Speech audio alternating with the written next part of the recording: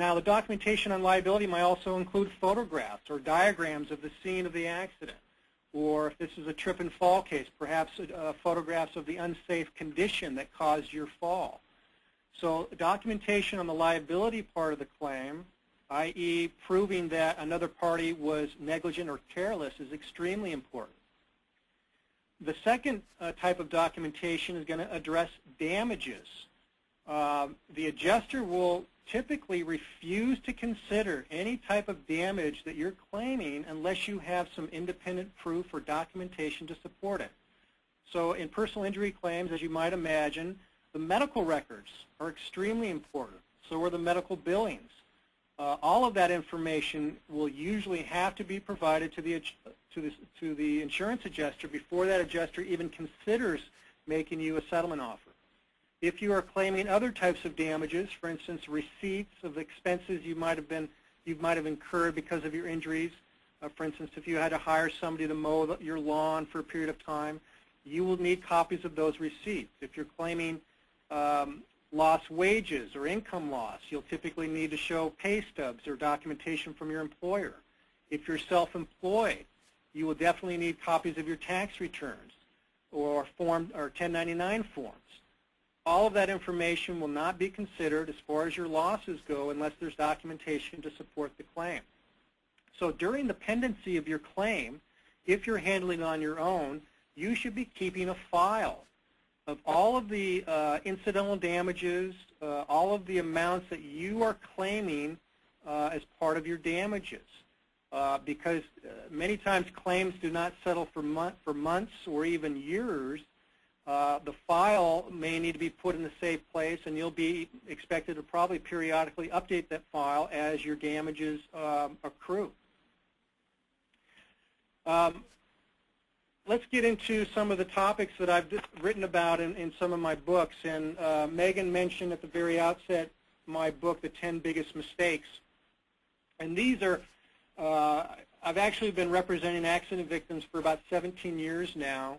And over the years, you know, I get common questions, common scenarios that we receive from people, or common issues or problems that we see in the cases that we handle. So I've compiled a list of some of those common mistakes, and I'll briefly share them here. And by the way, you know, I offer my books free to accident victims in Washington State.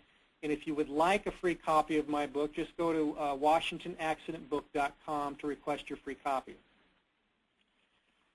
The first mistake that we see is a person who's been injured and wants to pursue a claim, but fails to seek medical attention or fails to seek timely medical attention.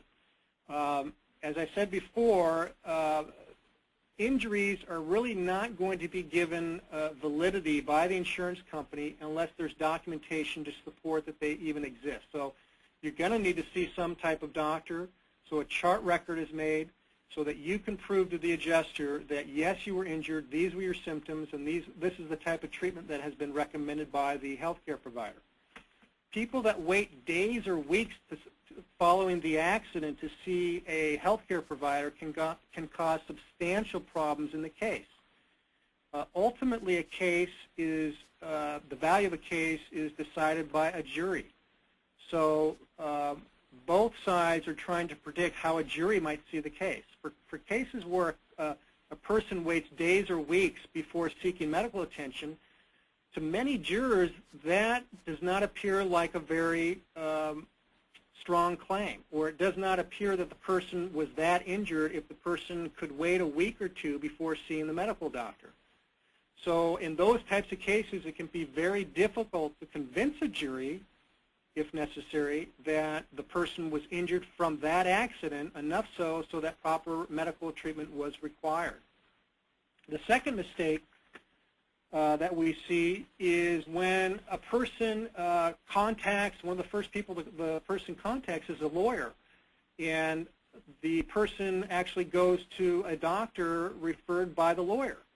And of course, once the chart notes come back, the doctor's chart notes shows that it was the lawyer that's making the referral, which can look highly suspect to an insurance company. You have to remember that this is a very adversarial process between you and the insurance company. So the insurance company is going to be looking for anything in the records that might support their claim that you might be exaggerating, that you might be padding your damages, or that you might be shopping for the right medical opinion. So where people are referred by lawyers and that shows up in the records, that can be a very big hurdle to overcome when trying to settle the claim for a reasonable value. The third mistake that we see is when the client is involved in an accident. Typically it's a motor vehicle accident where the client, I'm referring as a client, but the person who's been hurt in the accident fails to gather sufficient information at the accident scene. For instance, the name and address of the other driver, perhaps the license number. Perhaps there are witnesses that see the accident, and yet those persons' names and addresses are not collected. Many times when the claim is resolved months down the road, if there's insufficient information to show what happened or who the person was that was at fault, or what witnesses were present and what they observed, that can be difficult to proving liability. For me, it's not uncommon for us to get into a claim and for stories to change. For instance, somebody might admit fault to you at the scene of the accident, but months later change his or her mind or offer new information that wasn't told to you that might defeat your claim as to showing or proving that the other person was negligent. So not gathering enough information at the scene can be a big mistake. The fourth mistake is if the client or the person gives too much information to the other person's insurance company. Typically, the at-fault person's insurance company is going to want to take a recorded statement. I almost always advise people to refuse a recorded statement. One, the recorded statement is for the benefit of the insurance company, and two, at worst, it will, or at best, it will simply reinforce what you already know, and at worst, it will provide information, recorded information from the insurance company to either deny the claim or minimize the value of your claim. So going into too much detail right after the accident about your injuries and so forth might be a big mistake. It might not be, but to play it safe, I usually advise people only to give information about, the date of the accident, what happened in a very concise way, and perhaps tell the adjuster what areas of your body hurt and leave it at that. That is more than sufficient for the adjuster to open up the claim and then manage that claim from beginning to end. The next mistake that we see is people who are severely injured but delay hiring a lawyer. There are many claims that do not need the assistance of a lawyer. The smaller claims usually do not, and there are no hard and fast rules about what a small claim is, but usually a small claim exists if the treatment lasts no longer than a few months, the injuries are not permanent, and perhaps the medical bills are just a few $1,000s.